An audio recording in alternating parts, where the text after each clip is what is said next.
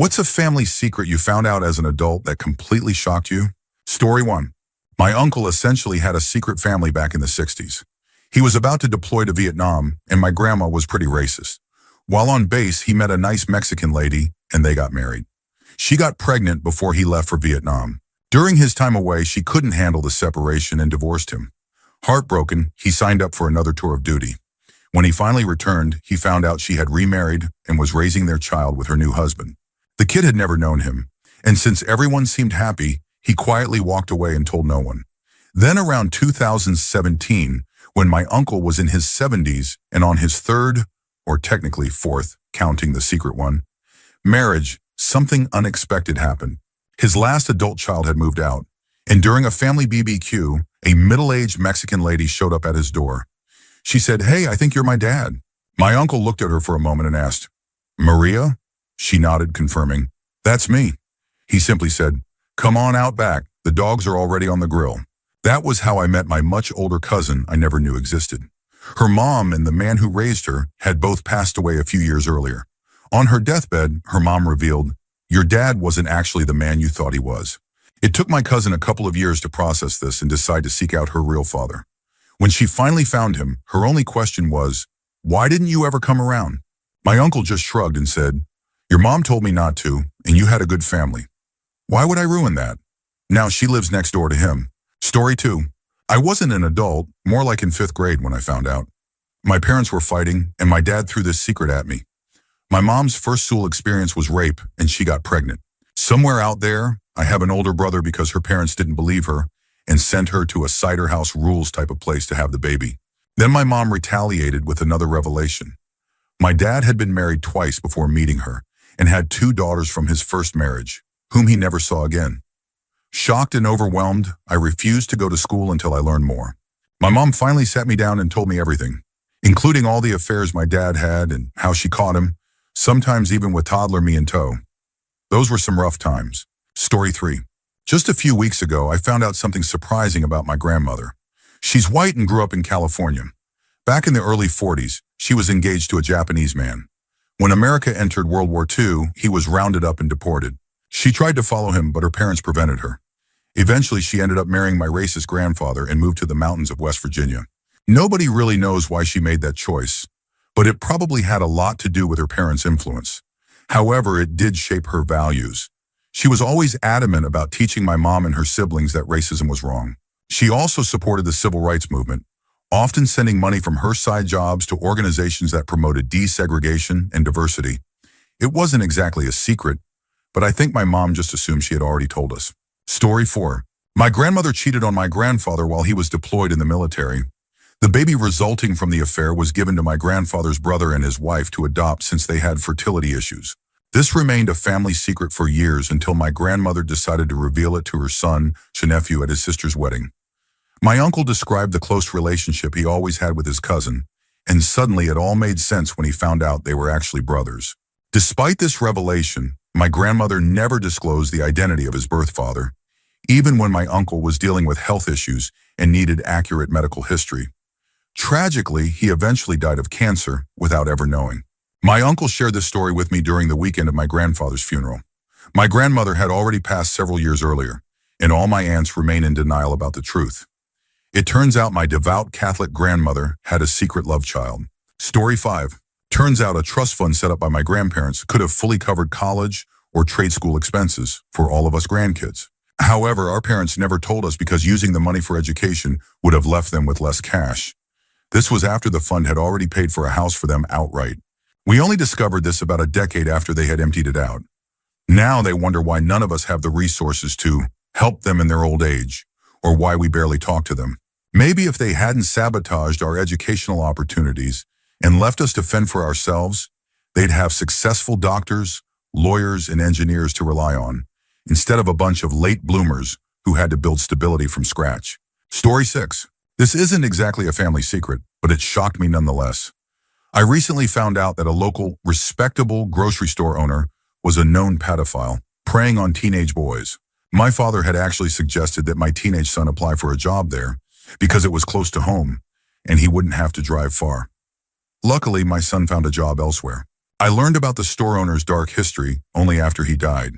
I couldn't believe it at first, so I called my parents. To my disbelief, they both knew about it and still thought it was a good idea for my son to work there. Their reasoning? They believed the store owner wouldn't bother our son because he came from a good middle-class family. Apparently, the man only targeted poor kids who needed the job badly enough to tolerate the abuse. I was beyond furious. It made me sick to think they still considered him a good guy. Story 7. I have a first cousin who was adopted. My family is incredibly close, and cousins are treated like brothers and sisters. Back in the 70s, my aunt got pregnant 2 years before I was born. She already had a daughter, my female cousin. No one really knows who the father was, but we suspect he was a married man she met at work who abandoned her when he found out. She managed to hide the pregnancy right up until the day she gave birth, running to her aunt's house and confessing. It was a boy, and she named him Paul. She had him adopted and wouldn't let the family see him at all. This decision broke my granddad's heart, and after that, no one spoke of it again. In the 1980s, a news article reported the death of a teenager with Paul's name. The family assumed it was him and thought he was dead. Still, nobody talked about it. Then in the late 90s, someone called, trying old addresses to find his birth mom, my aunt. It turned out Paul was very much alive, with a son of his own. My female cousin discovered she had a brother while he was sitting in Granddad's garden, sharing a tense cup of tea. The general reaction from all the cousins was, "What the actual hell?" Nowadays, Paul is a part of every family gathering and group chat. He's a nice guy and has seamlessly become part of the family. Story 8. It wasn't until I was in my late teens that I realized my mom had been a high-functioning alcoholic my entire life. She was always talkative, popular, and incredibly brave, but also deeply lonely and insecure. She coped through numerous romances, drinking, and smoking. Once I made the connection, everything suddenly made sense. From the ages of 7 to 12, I would laugh at her silly requests and help her to bed when she was so tired that she fell asleep on the couch. My brother and I would put ourselves to bed, often leaving lights on because the dark made us uneasy. In the morning, she was always puzzled by the lights being left on. Waking up for school was a nightmare because I was so exhausted from the night before. Sometimes 3 to 4 times a week, neighbors would come over and drink with my mom on the deck for hours while my brother and I played inside. The constant supply of wine bottles in the fridge suddenly made sense too. And I remembered how she would sometimes pick me up from school with a big gulp in the car, warning me not to drink from it. One time I did, and I told her that her tea tasted funny. She looked horrified. It was actually full of white wine. Her friendliness and how she would bring home random people from airports, grocery stores, or wherever who would stick around in our lives for a while and then suddenly vanish also made more sense. Eventually, she married her drinking partner, a violent, abusive man. I'm honestly glad he's dead now. The fights they had, the cruel things he'd say when no one was watching, and the way he drove with an open glass of scotch in the car are burned into my memory. She passed away when I was 15 from breast cancer. She had stopped drinking the year before she died. I believe if she had lived longer, she would have left my stepfather and stayed sober. But who knows? She had been drinking since she was 15, ever since she figured out she could pour liquor into slushies. Story 9. I've been with my wife for 20 years now. Early in our relationship, I caught wind of a family secret on her mom's side, but no one shared the specifics. About a decade later, I finally found out what it was. It turns out that one of my wife's cousins, now a woman in her 50s, doesn't know who her real father is. It wasn't a case of adoption. My wife's aunt, her mom, had an affair back in the day and got pregnant. The family decided it was best to let the cousin believe her father was someone else entirely. Even more surprising, the real father still lives just a few streets away. To this day, her cousin has no idea about her true paternity, and everyone in the family just continues to play along with the story. Story 10. This secret shocked everyone else more than me. After years of being perceived as the model South Asian family, it was revealed that the real reason behind our unconventional upbringing was that everyone was neurodivergent. My parents, refusing to follow harmful generational norms, raised us differently from the start. I found out when I went to university and needed to pass a psychological evaluation for a lab job involving children. The next day, I got an email from the psychiatrist's office asking if I wanted to follow up. After discussing it with my parents and sending them the information, my mom called a family meeting. That's when we all acknowledged that we each had varying neurodivergent conditions. Me with a few, my sister with one, and my grandma with the most. The real drama started when our highly conservative extended family found out. Growing up, we'd heard endless ableist nonsense, especially around neurocognitive conditions, which were seen as shameful or unintelligent. But now our relatives, who had once criticized us, started encouraging their kids to get autism diagnosed, thinking it was some secret to academic success. My parents, who never miss a chance to mess with people, started responding to comparisons between children with lines like, "Oh, that must have been the autism." It's both hilarious and ironic, considering how the same relatives who once condemned neurodivergence are now chasing it, seeing us as the model family, doctor, engineer, and successful kids. The whole situation still makes me laugh, given the years of judgment we endured from them. Story 11. My dad has a brother he's never met. During the Korean War, his dad cheated on his mom and left her for a while. During that time, he had a child with another woman.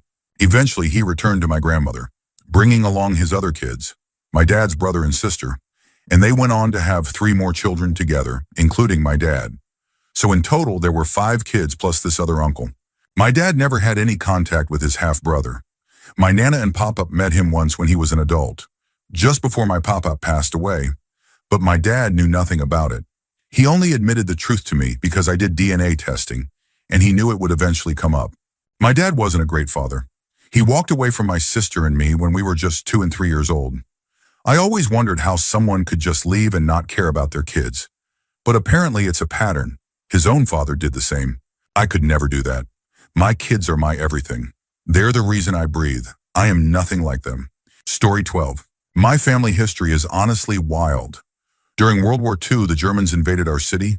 My great-grandfather, just a teenager at the time, decided with 2 friends, a guy and a girl, that they were going to kill a Nazi.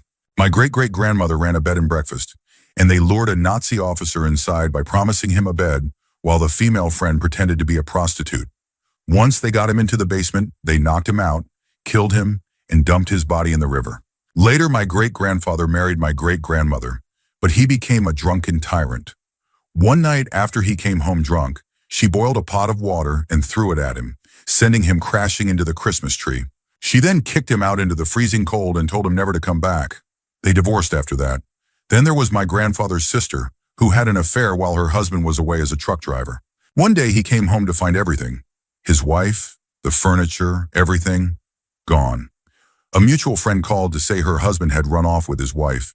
The usually calm and kind man snapped. After a few days, when the affair ended, he found his ex-wife at her mother's house and stabbed her in the face 11 times. My great-grandmother managed to knock him out with a frying pan. He served 6 months in prison, but after his release, they remarried and lived happily ever after. They even had a parrot. Strangely, despite his attempts, the parrot never repeated his words, only his wife's. And that's just my grandfather's side of my mother's family. My grandmother's side and my father's side have equally wild stories. I could probably write a book. Story 13. My grandpa on my mom's side was a bank robber in the early 1920s, hitting places in South Dakota and Nebraska.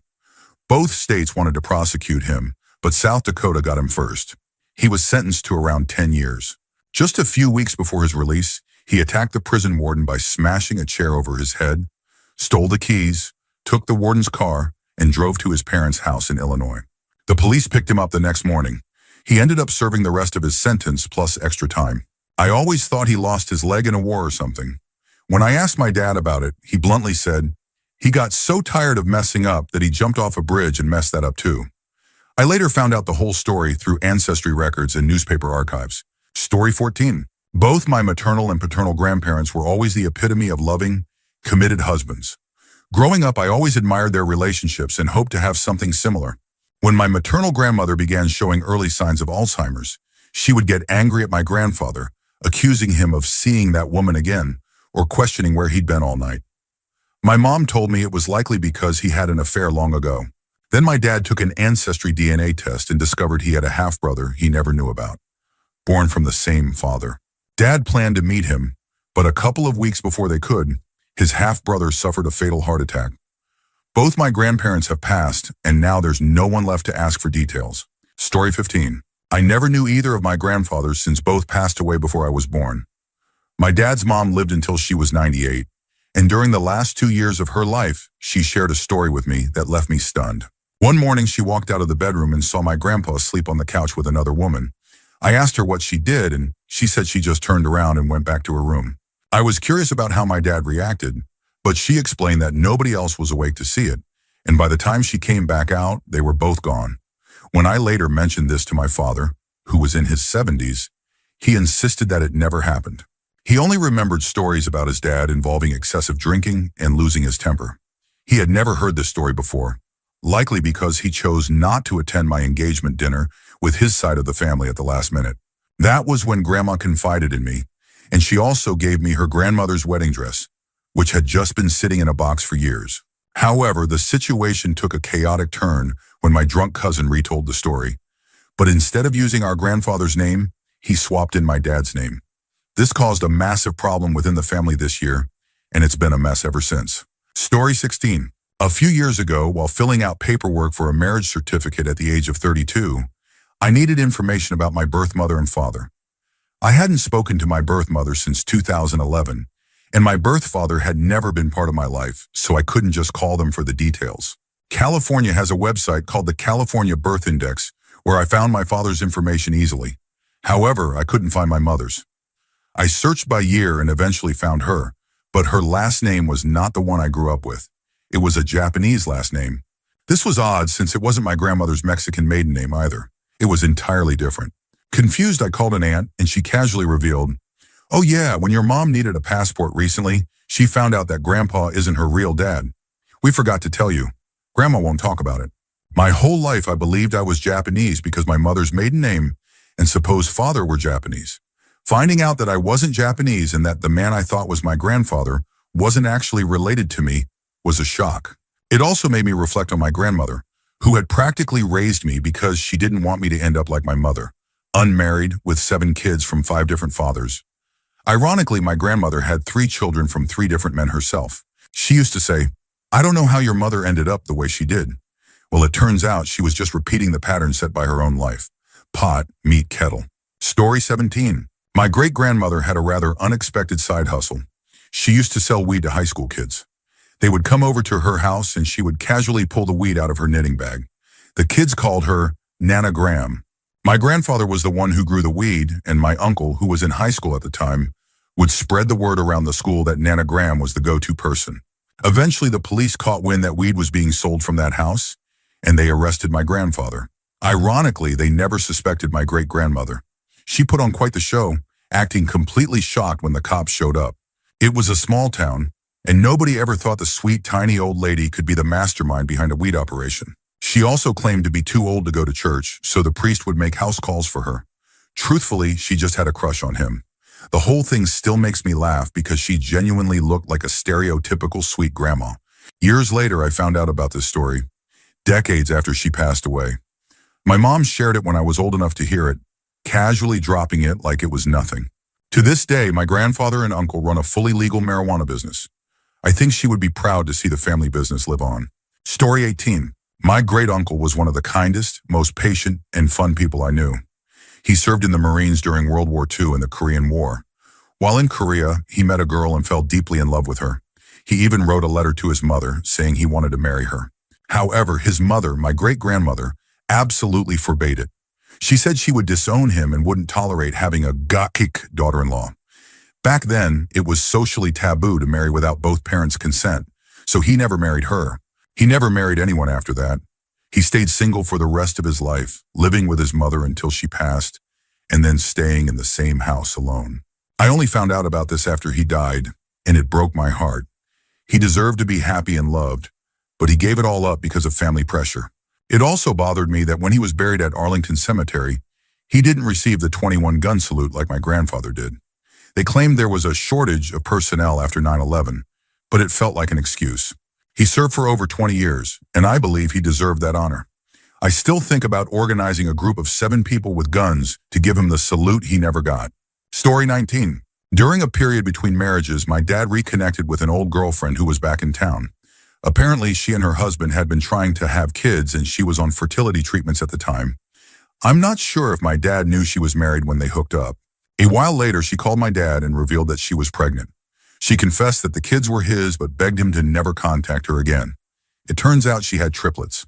When I found out, I looked them up on social media, and there was no doubt they looked just like us. However, she remained married to the same man, and I'm pretty sure no one else knows the truth.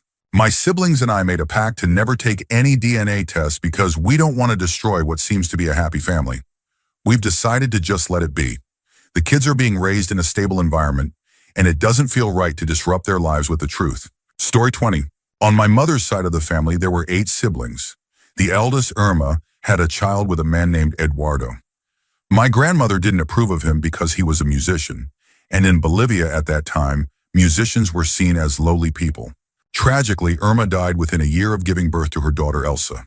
To keep Elsa from ever knowing her father, my grandmother and the rest of the family decided to tell her that she was one of the siblings, rather than the daughter of Irma.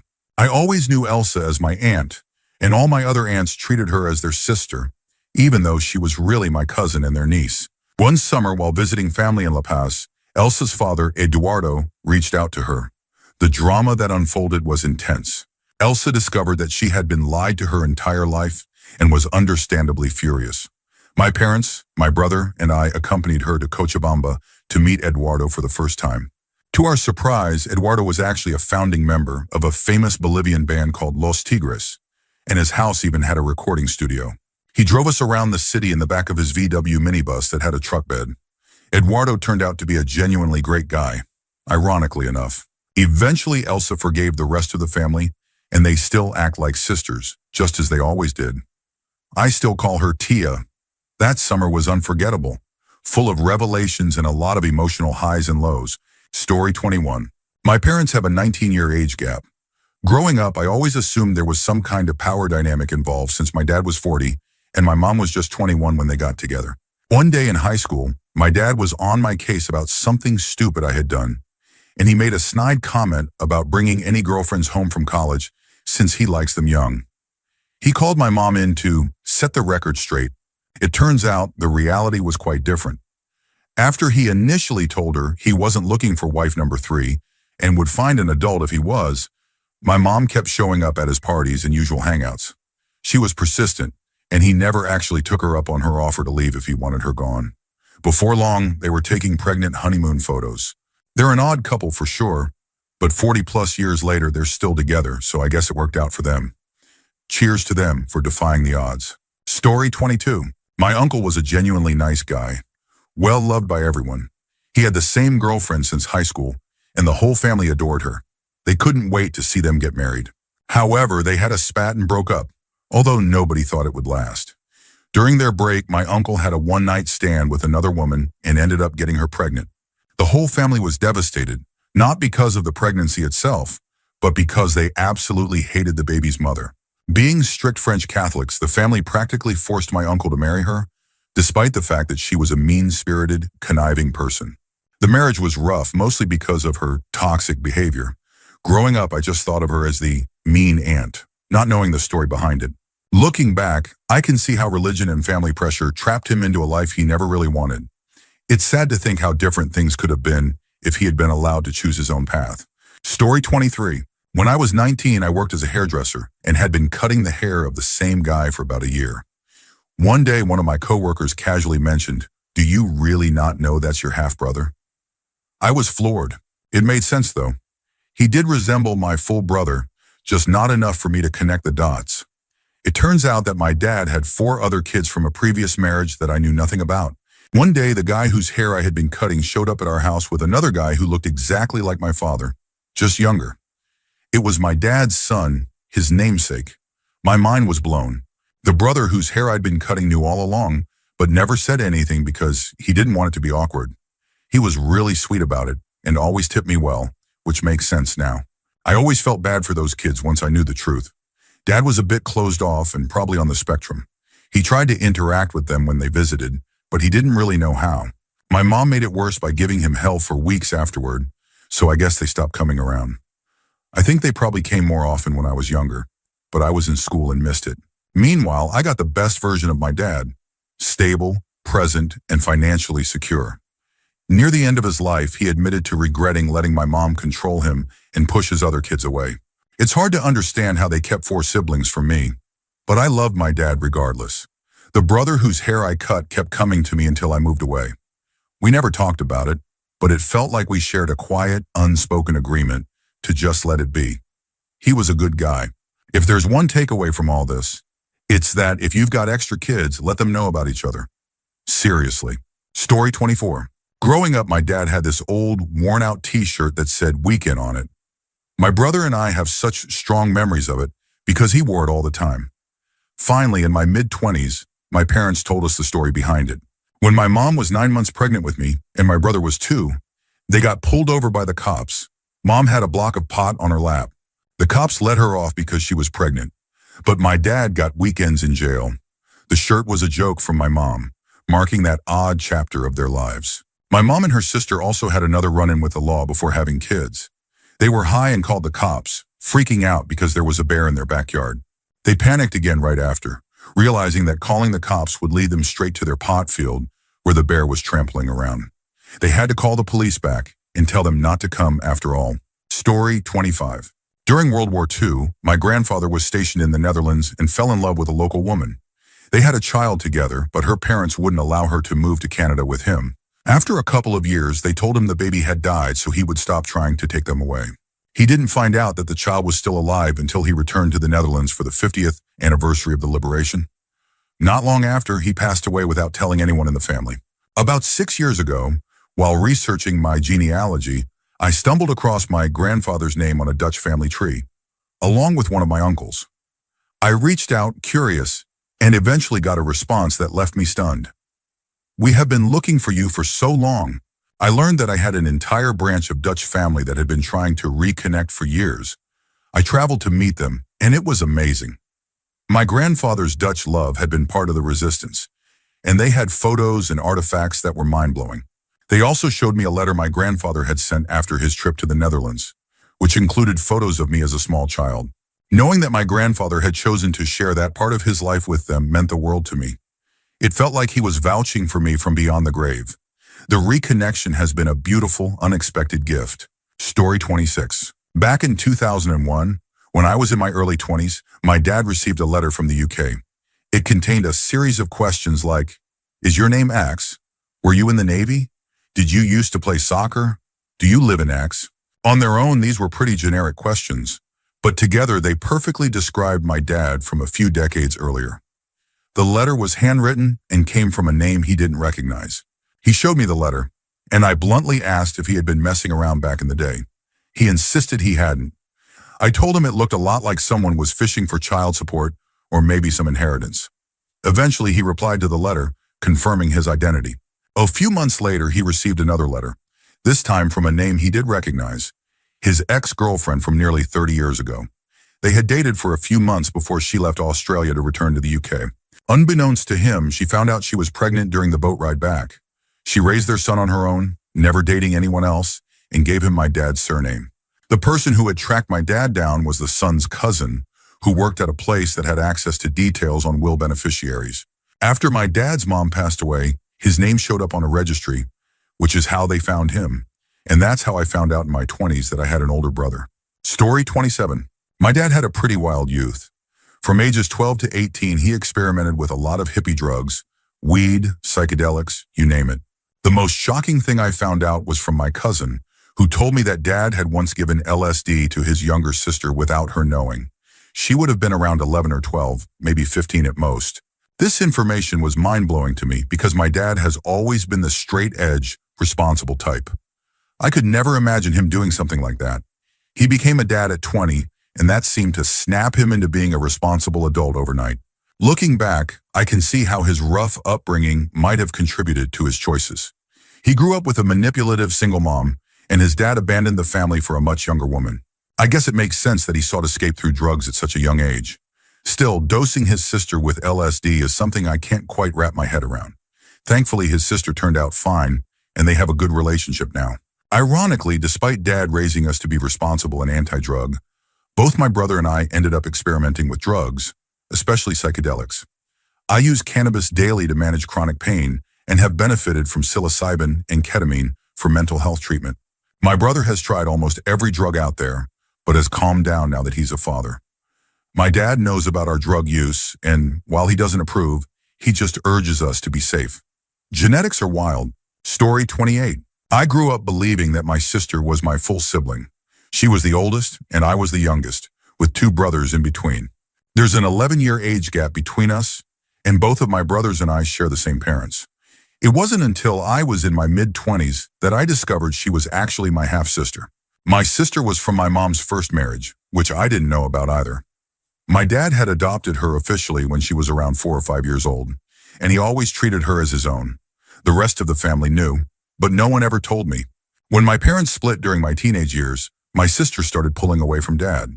By that point, she was in her mid-20s, and it was only when I overheard her talking about how she thought she'd found her biological dad that I learned the truth. After she reconnected with her real father, she distanced herself from our family completely. Dad, who had raised her like his own daughter, hasn't seen her for nearly 20 years. Now that he's struggling with dementia, he still constantly asks about her, wondering why she doesn't visit. It's heartbreaking to see him still love her so much, even though she's been gone from his life for so long. I haven't seen her in 15 years, and every time Dad brings her up, it breaks my heart. Story 29. Growing up, my grandfather was the kindest, most gentle man I knew. He was always loving and sweet to me, and I never thought twice about it. One day when I was a teenager, I was sitting in the back seat of their station wagon when I overheard him whisper something to my grandmother that included the N-word. She just waved him off with an, "Oh, Tom." I convinced myself I must have misheard. Years later, when he passed away, we gathered for his funeral. As we were standing around, drinking punch and reminiscing, about 8 or 9 old white men walked in, marching 2 by 2. They approached his open casket, placed some sort of wreath or sash on him, and left as quickly as they had come. One of them said, "He was a good one," loud enough for me to hear clearly. Right after they left, my uncle gathered the wreath and sash and threw them in the trash outside. Everyone else acted as if those men were ghosts, like nothing had happened. I was confused since I hadn't grown up in the same town as my grandparents and had no idea what was going on. Later, my uncle told me that my grandfather had been some kind of dragon in the KKK, but nobody in the family ever talks about it. My mother has never acknowledged it with me, even though this happened more than 20 years ago. Story 30. When I was 16, I found a Word document on the family computer that changed everything. It was a letter my mom had written to Rod Stewart for some reason, where she confessed to having a baby in high school. Apparently, my family had sent her away to a home for unwed mothers, and she never graduated high school because of it, which I always knew, but not the reason why. I confronted her about it, and she made me swear to keep it a secret. That was 21 years ago. She's since passed away, and while my sibling and I were going through her things, I searched everywhere for proof of the pregnancy or adoption. Eventually, I found official paperwork indicating a closed adoption that took place in 1967 in the United States. We're Canadian. I also discovered the baby's name, my sibling's middle name, and letters from my grandparents to my mom during her time at the home. My sibling still has no idea. And since it was a closed adoption, it's likely that my half-sibling, who is 20 years older than me, doesn't know about us either. I'm still baffled by the whole thing, and I really can't understand why my mom thought Rod Stewart needed to know about it. Story 31. When I was working at a group home for disabled adults, I had been there about a year when I made a shocking discovery. One of the residents was my relative. It turned out that one of my great-aunts had gotten pregnant as a teenager back in the 1950s. The baby was born with severe disabilities, and, as was common at the time, the child was given up to the state. She lived in a state-run hospital until it closed down, after which the remaining residents were relocated to adult care homes across the state. Once I learned the truth, the resemblance became obvious. It was unsettling because my aunt, who became a lifelong nurse, was always vocal about being pro-life. I had admired her for years. She was single, independent, worked as a travel nurse, and always had the coolest car. After learning this secret, my perception of her changed completely. I get that a teenage pregnancy in the 50s would have been traumatic, and that giving up a disabled baby might have felt like the only option. But to never send a birthday card, a letter, or even a little money, especially when it was so desperately needed, just seemed heartless.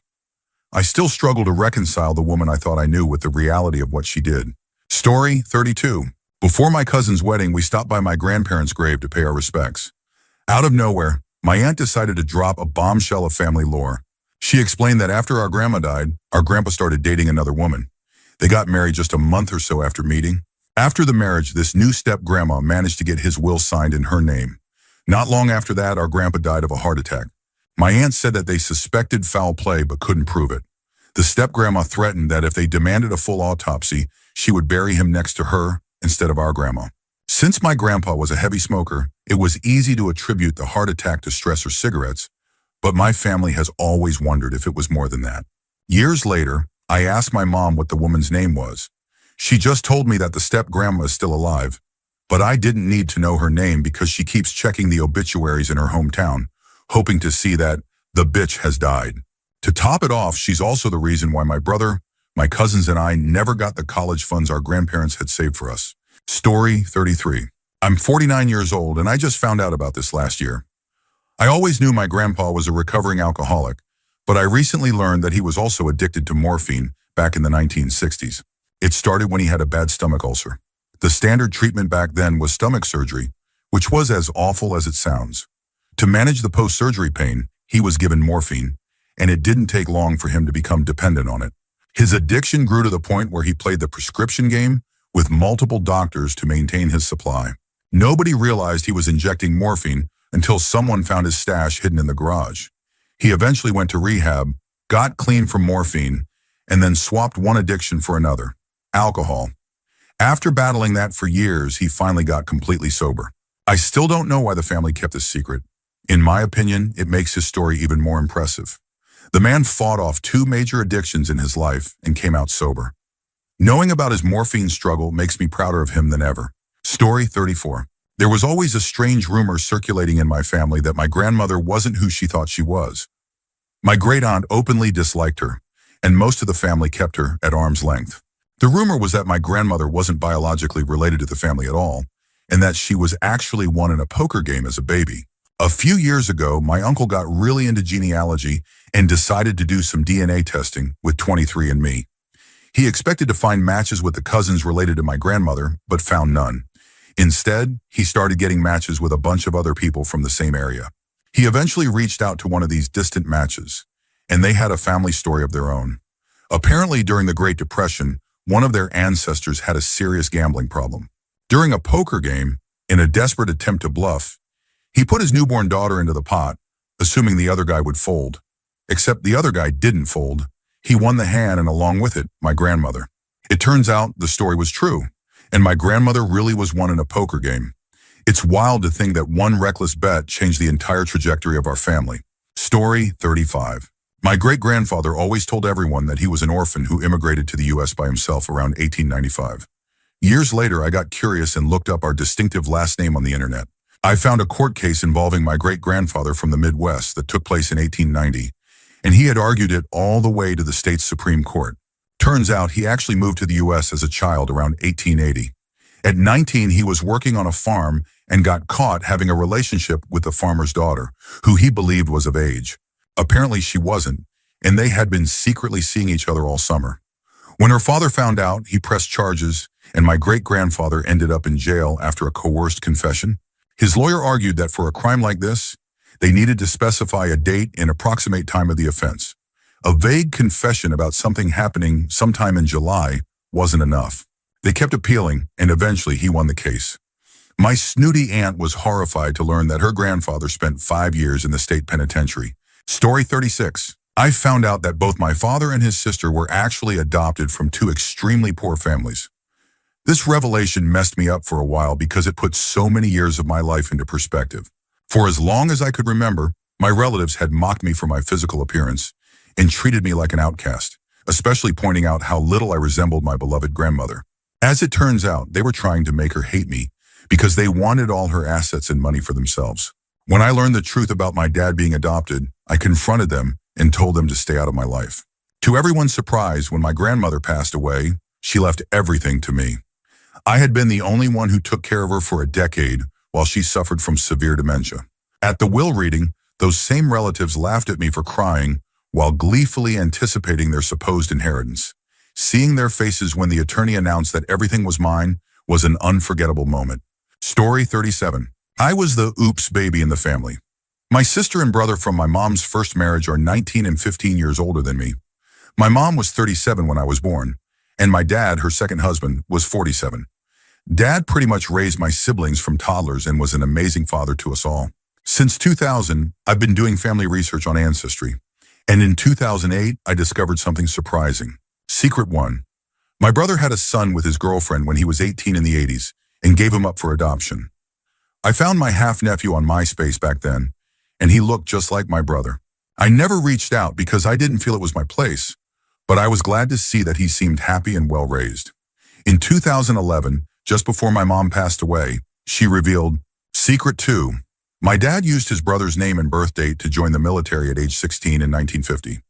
While stationed in England in 1960 to 61, before meeting my mom, he had twin boys with a woman there. He couldn't bring them to the States because she was sick, and he couldn't afford it. In 2020, the day after my dad died, my aunt and I made another discovery. Secret 3. My dad was stationed in Louisiana in 1957 before going to England. He married a woman there and had 2 sons. He used his brother's name and birth date for the marriage as well, maintaining the lie. One of those sons has since passed, while the other is alive but has serious issues with alcohol and drugs.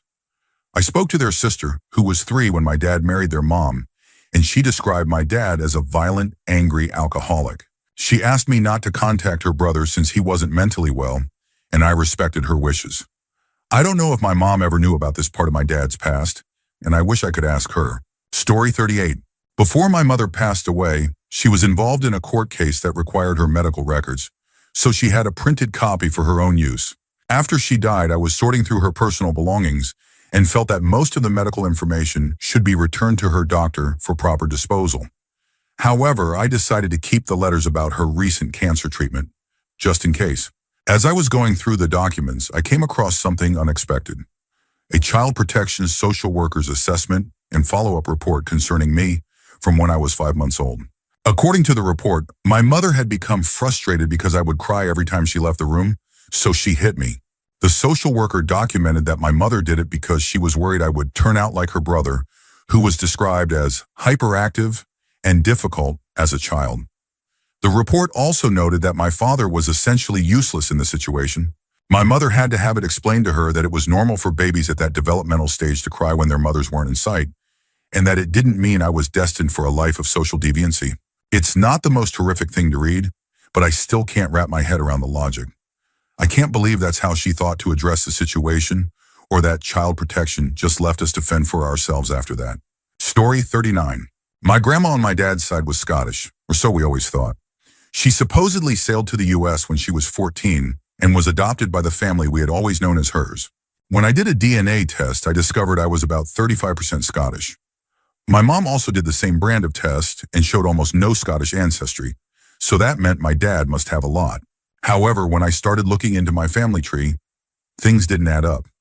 I found all of my grandparents' ancestors on both sides, but neither my grandma's nor grandpa's family had any significant Scottish ancestry. Puzzled, I dug deeper and found census records listing my grandma with her supposed parents and siblings. Oddly, her age was off by 2 years, and she had a different first name. A few years later, another census listed her with the correct information. I also found a passenger manifest from a ship coming into Boston with her correct name and birth date. The strangest discovery was that there were no vital records for her birth at all. But I did find a birth record for another little girl with the same first name, the correct parents, and the same birth year listed in the earlier census. The best I can piece together is that the biological youngest daughter of that family must have passed away between the ages of 8 and 12, and they somehow took my grandma in, likely because of the similar name and age. Maybe they kept it quiet because my grandma never talked, and in return, she got a family. My dad doesn't believe it, but my mom always thought it was odd that grandma was so fair, with strawberry blonde hair, blue eyes, and freckles, while the rest of the family had dark hair, brown eyes, and no freckles. Plus, although grandma claimed they had lived in Tennessee for years, she never had an accent, unlike the other siblings who still had a trace of one. It's strange to think that the person we knew as our grandma may have been someone completely different from what we believed. Story 40. On my mother's side of the family, my great-great-grandfather was famously known for supposedly carving a very famous statue. It was a massive point of pride for my mom and all my aunts and uncles, to the extent that they each have replicas of this particular statue displayed in their homes. Inspired by this legacy, I decided to do a history report on the statue during college, thinking it would be a great way to learn more about our family's heritage. Well, things took an unexpected turn. It turns out that the statue was actually made by a very prominent sculptor of the time, and there were meticulous records kept of all the artisans who worked on the project. My great-great-grandfather's name wasn't anywhere on that list. Not only did he not design it, but there was no record of him working on it at all. When I told my aunt about my discovery, she had a full-blown meltdown. She insisted that the historical records were incorrect and that the family had proof, though those supposed records had conveniently been lost. While I admit that there's a slim chance he may have done some minor work on the statue at some point, it's far more likely that he made up the story, assuming no one would ever be able to fact-check it back in a pre-internet world. After seeing how badly my aunt took the news, I decided to drop the subject and only shared it with my siblings. I figured it was better to let the rest of the family continue believing the story rather than shattering their pride. I'll just make sure to set the record straight with my own kids in the future. Story 41.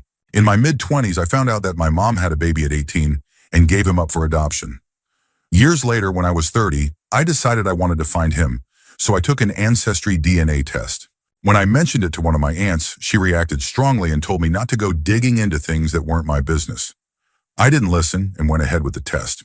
My brother wasn't on the site, but I did match with a woman who seemed like she could be my grandmother.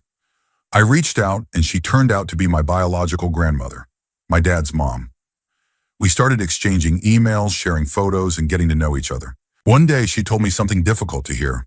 In her 20s, she married a man who turned out to be abusive and secretly gay. He was also inappropriate with their son, my dad. When the man left, she didn't want to be a single mother, so she spoke to her in-laws, who agreed to adopt her son as their own. My dad was then raised by his grandparents, whom I had always known as Grandma and Grandpa. Growing up, I thought Uncle Jay was just my dad's brother, but there were always weird interactions between them. Eventually, I learned that Uncle Jay was actually my dad's biological father, the abusive man. When my dad was pressured into reconciling with him by his sister, he finally cut ties with the family. 6 months after my DNA test, I got a message on Facebook from a man who matched as my full sibling. My mom had always wondered if the baby she gave up was my dad's or someone else's. I immediately called my sister, and we cried together. I went to my parents' house and shared the news.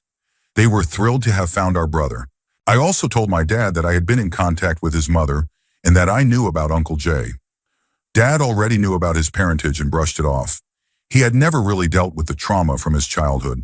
Now, I see my brother regularly. He lives about an hour away and has a wife and daughter, so I became an instant aunt. My biological grandmother and I stayed in touch for a couple of years, and she was so happy when I told her I was pregnant. Sadly, she passed away shortly after my daughter was born, and I never got to meet her in person since she lives several states away. As for Uncle Jay, I don't have any contact with him and don't plan to. I don't even know where he lives, but I occasionally check for his obituary once or twice a year. I'm grateful for reconnecting with my brother and my biological grandmother, but some parts of the past are better left buried. Story 42. My aunt had a child as a teenager and gave the baby up for adoption. It wasn't all that shocking since she had another child as a teen as well. What was surprising was that years later, that child showed up at her doorstep as an adult, hoping to meet her birth mother. Instead of welcoming this person, my aunt completely refused to acknowledge them. She turned them away, saying she couldn't risk her other kids or her current husband finding out. She's built her life around being a pious, church-going lady and didn't want to tarnish her reputation. The thing is, my aunt is generally a terrible person who hides behind a facade of righteousness. After our last grandparent on that side of the family passed away, I made a post about this situation on the family history website. If she had been a decent human being, I might have kept her secret, but sometimes the truth needs to come out. Story 43. My dad left when I was 2.5, and my little brother was 1. My whole life, my mom drilled into us that men were scum and that our dad was the worst of them all for abandoning us. Years later, while living in another city, I found my dad's name in the phone book. Being young and curious, I called the number. A deep voice answered, "Hello?" I introduced myself and said I thought he might be my dad. He responded, "Well, I do have sons with those names." We arranged to meet up. During lunch, after some awkward small talk, I asked him why he left. He hesitated, then finally just said, "What the hell? Your little brother isn't mine." Turns out my dad never really wanted to marry my mom, mostly because he was still hurt from catching his previous wife in bed with his best friend. He and my mom dated for a few years before she finally convinced him to marry her. After I was born, my little brother came along. platinum blonde hair, and bright blue eyes, despite both my parents having brown hair and brown eyes. My dad got suspicious and secretly did a DNA test, which confirmed his doubts. The child wasn't his, so he left. When I confronted my mom about it, she was furious. Once she calmed down, my brother asked who his real dad was. It turned out to be the same best friend my dad had caught with his first wife. To make it even worse, this guy had been secretly dating my mom's twin sister, my aunt at the time, cheating on her with my mom. My entire life, I had been manipulated into believing my dad was the bad guy, when in reality, my mom was the one who caused the chaos. It was shocking and painful to learn the truth. Story 44. My aunt is the oldest of 8 siblings and has always been there for everyone. I always thought it was because she was just that kind-hearted, but it turns out it's rooted in guilt. When she was around 18, my youngest uncle was still a baby. One day, the police contacted her and asked her to come to the morgue. My grandma could barely read, so my aunt was the one in charge. They had found my grandpa after he'd been killed in a fight. My aunt knew it was him, but didn't claim the body because that would have meant paying for the funeral, which they couldn't afford. She made the heartbreaking decision to walk away, leaving him unclaimed. She never told anyone, not her mom, not her siblings. My grandma spent the rest of her life waiting for her husband to come back, never remarrying. My dad wrote poems about how his father abandoned them. The entire family grew up believing that their dad had just left, and it caused a lot of unresolved pain. We only found out because one night, about 40 years later, my aunt got drunk and confided in my sister. My sister told me, but we never shared the secret with the rest of the family. Now that my grandma has passed, I still don't know whether to reveal the truth or let them hold on to the belief that he just left. Sometimes, the truth feels more painful than the story they created to cope. Story 45. I found out just a few years before my grandma passed away that my dad's oldest sister is actually his half-sister. My grandma had a daughter before she got together with my grandpa, and instead of making a big deal out of it, my grandpa chose to raise her as his own. This was back in the late 40s and early 50s, when being a single mom was heavily stigmatized. In hindsight, it makes sense because my oldest aunt has slightly different features and eye color compared to the rest of us. I'm not sure if my dad and his siblings knew the truth, but no one ever made it a big issue. I only found out in my late 20s when my cousin casually mentioned it, and my grandma confirmed it. Finding out about this made me respect my grandpa so much more. I never got to meet him. He passed away several years before I was born. Everything I know about him comes from stories and old photos. It really says something about his character to step up and marry a single mom during a time when that wasn't the norm. He and my grandma stayed married until his death, and I think it's incredibly sweet. Story 46. This isn't so much a secret as it is some heavy family history. My great-grandpa fought in World War I for Austro-Hungary. During World War II, he was too old for frontline duty, so the Nazis made him round up people instead. He passed away before I was born, but my dad used to ask him tons of questions about the war. Turns out my great-grandpa was a total badass during World War I, fighting somewhere in Romania. After the wars, he bought a P-08 Nazi pistol and an M95 rifle from returning soldiers in exchange for a loaf of bread and some ham. These weapons still sit in our family's gun safe, and it's mind-blowing to me that we have pieces of history like that. The pistol is in great condition, though it had a bullet hole in the handle when we got it. We replaced the grip plate and magazine, took it to a gunsmith, and it still shoots perfectly. The M95, on the other hand, is pretty beat up. I can't make out the caliber stamped into the barrel, and I'm worried it might explode if we try to fire it. Interestingly, parts of the cow fence on the family farm are still held together by barbed wire from World War II. It's surreal to think that bits of both world wars still linger around our home and land.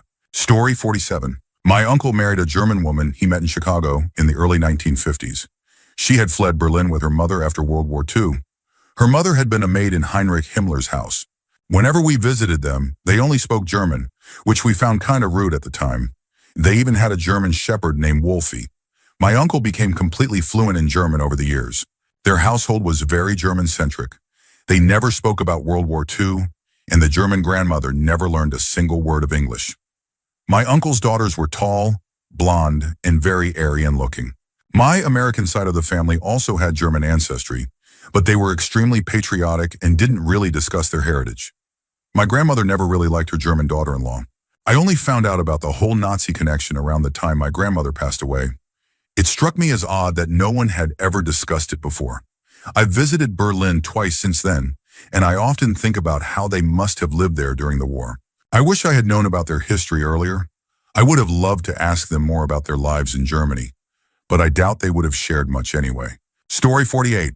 About 100 years ago, Ireland went through a bloody war of independence, followed by a civil war. Like many Irish families, we were raised on stories of the rebels and the martyrs who fought against the empire. Our family was no different. During the lockdown, I decided to dig into my family history using Ancestry. I paid for a month's subscription and started gathering dates and information from relatives. Surprisingly, 2 of my dad's siblings called me almost immediately, telling me not to bother because it had already been done. They seemed strangely insistent, but since I'd already paid, I kept going. What I found was a shock. It turns out we weren't always a farming family. My great-grandfather on my dad's side had been in the Royal Irish Constabulary, RIC, the very force that we vilified in our family songs, seen as the violent arm of the British Empire. Apparently, he joined the RIC at a young age because, as a late son with no land or wealth to inherit, it was one of the few options available. However, he left as soon as political tensions escalated, marrying into some land and leaving the force by age 25. Still, the fact that he had once been part of the RIC is a closely guarded secret on my dad's side of the family. Story 49. My grandfather was a serial entrepreneur, running an ambulance service, a mercantile store, a large horse ranch, and a farm. Family lore always said he died young of natural causes. He was well regarded in the community and one of the area's largest employers. Around the age of 50, he commissioned a custom-built house on the edge of town, complete with verandas, vineyard views, modern amenities, a riding stable, and a beautiful lake. After moving his family into this luxurious new home, he went out onto the sun porch one morning, took a double-barreled shotgun, and shot himself through the head, scattering his brains all over the custom stained glass windows. The local paper reported it as an accident, and both the sheriff and coroner filed it as an accidental discharge. The church held a grand funeral, describing it as a horrible accident, and hundreds attended. Decades later, while researching family history, I found a newspaper clipping from a nearby town where he also owned a grain silo. That paper wrote about his Suix, detailing his episodes of depression and even quoting an eyewitness farmhand who discovered the body.